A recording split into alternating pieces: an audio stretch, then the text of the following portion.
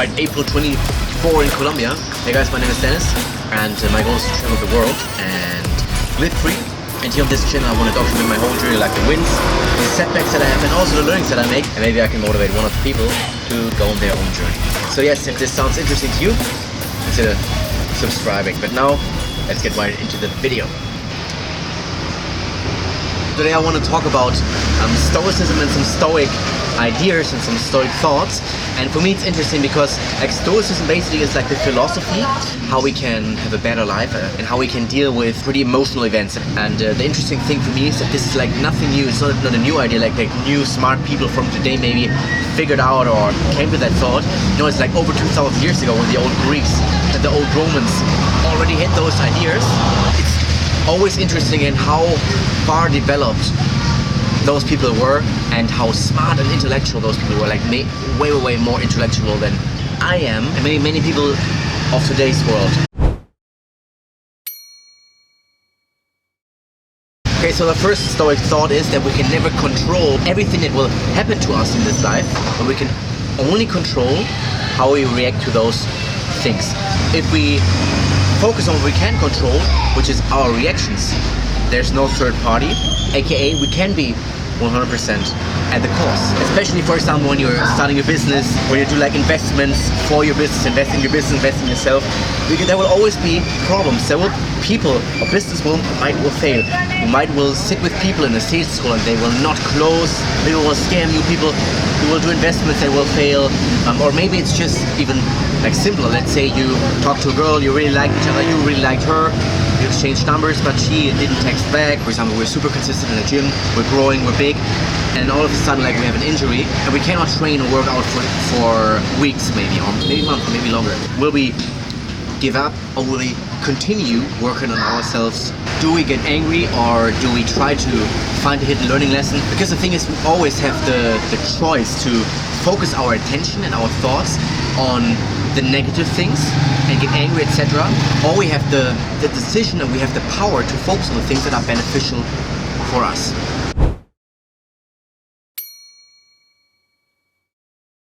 There's literally no single positive effect of anger. I've thought about it, maybe you can think about it and let me know, but I haven't found any like positive aspect of having anger and expressing anger.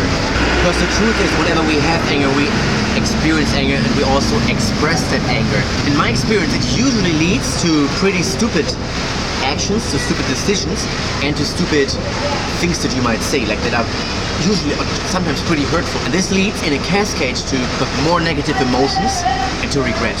Because the person is hurt, maybe he gets angry towards you again, and it's like downward spiral of negative emotions. Usually the situation doesn't get better when you are angry about it, because you cannot think rational anymore.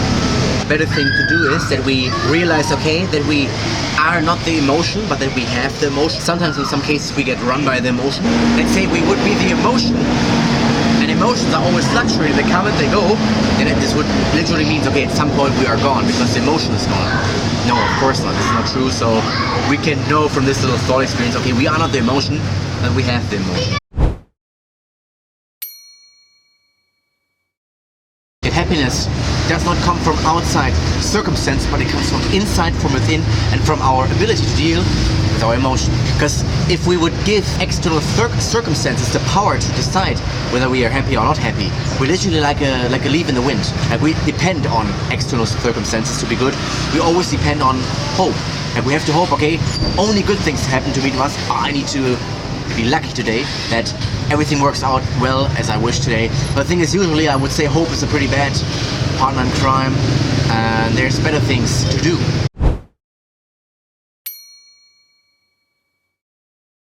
Problems are not your enemy, but they are your friend and sometimes even your mentor, because they shed a light on the areas where you have growth potential. The person that thinks, okay, who knows everything, who thinks, okay, he has no growth potential, is usually the person who has the most growth potential, and it's the person that knows the least. Because this is the ego that wants to tell us, okay, we have no growth potential, we are great already. And I catch myself sometimes that I think, oh, I'm quite good at this area. And when I then invest, for example, in a new mentor in this area, I realize, oh, how small, how little I knew in this area. Because then the ego had me in this situation. Anyways, what I wanted to say is that we all have growth potential, that problems shed a light on those spots.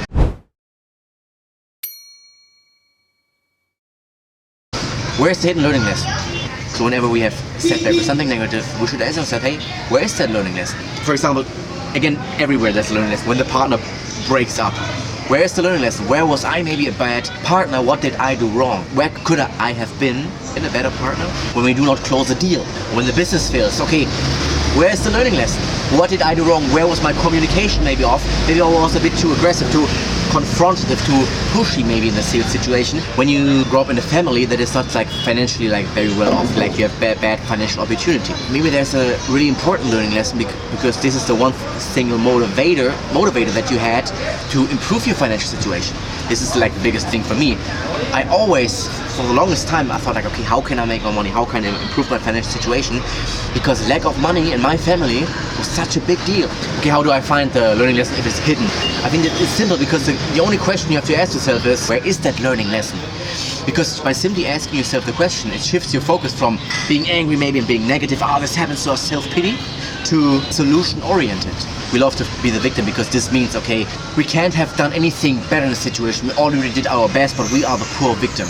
Alright, here comes the outro. I want to thank you so much for watching this 5 thoughts about Stoicism. If nobody's watching the video, this is a learning lesson that I maybe should improve my videos. And yes, anyways, I talked a lot. I think I talked too much. I hope this video was helpful. I hope those thoughts, maybe you will live by some of those thoughts. I certainly have to live more by those thoughts. If you like this video, if you like my channel, then consider subscribing. And maybe we'll see each other with a Stoic mind in the next video. Salut! We'll be right back.